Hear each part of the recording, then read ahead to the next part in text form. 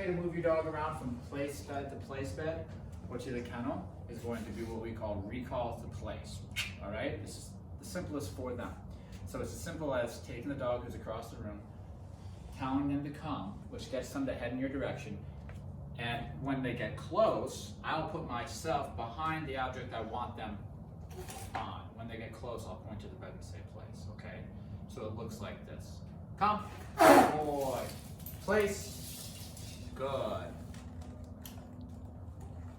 Good boy, and there you go, okay? So it's good to practice. Take a few beds and just practice this, especially the beds that he's going to be on at home when he gets home. You're gonna wanna take, you know, a few minutes just practicing with those beds so that he understands that they're correlated with the place command, okay? Come, place, good. And you see, I should be able to, it kind of anchors him on there. I should be able to walk away without him stepping off. Come, place, good.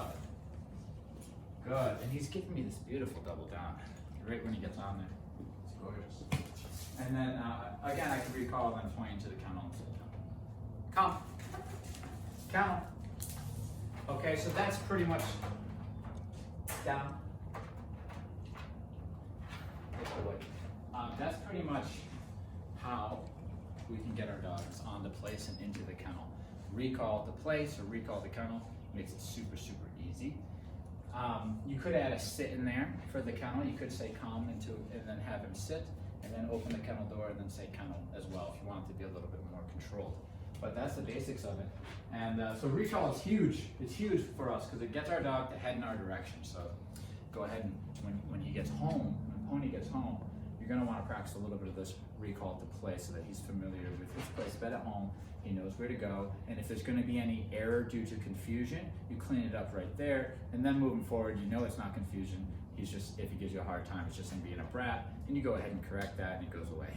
Okay? So it's just as simple as this. If you have one bed, you just kind of got him on the other side of the room, and then recall him to place. Now we've been using food for the first time in his entire training. Just because we're doing so many reps on this one, just to make sure he understands it. It can kind of get boring, so I used food today just to kind of give him some type of payment to keep him going. But usually we don't need food to keep going. Okay, I'm gonna try it again right here. Come, good boy. Place, and I'm gonna walk away. Just to make sure he knows. Good boy. Okay, cool. And he knows the mentality on there because he's puts that nice double down, which is really beautiful. He knows he needs to be calm on there. So actually I'm going to stop using food now because I got what I needed out of it, and I don't want to create excitement around the command. And I think you're getting full too, right? Those liver treats fill you up. Looking very good. I'm looking forward to move forward with him. We're going to try a little bit of down now too while we're out here. So instead of recalling to place, the other option, if we're out somewhere where there is no place bed, we're just going to recall to a down. So it's very similar to place, except place is more comfy if they're going to be somewhere for a very long time, for hours. Place is more comfy, it's a bed. The ground, you know, depending on your dog and the circumstance, it's fine when you're at restaurant patios or just going to be somewhere between half an hour and an hour. No big deal. A downstay, hour and a half even, it's no big deal. But it's the B from butt and break it. But if he's gonna be somewhere for a few hours, you know, place bed's good, and it's also easier for them too because it gives them a boundary. All right. So the recall to down is just as simple as getting him to you, and then he should end his recall on a sit, and then you just ask him down. Come, good boy. Down. Good. And so use your imagination. I could be, you know, he could be in the field sniffing, and then I have a guest that just pulled in and I see them and he sees them. I get him to me because I don't want him going up onto the gas. I do this all the time with Ricketts. I get him to me and I put him in a down. The conversation of a down, so it is physically our dog's in a down, great. But we also train it so that he understands that if I ask you to down, that means I want you to ignore everything around you for the moment because I need to go deal with the situation, okay?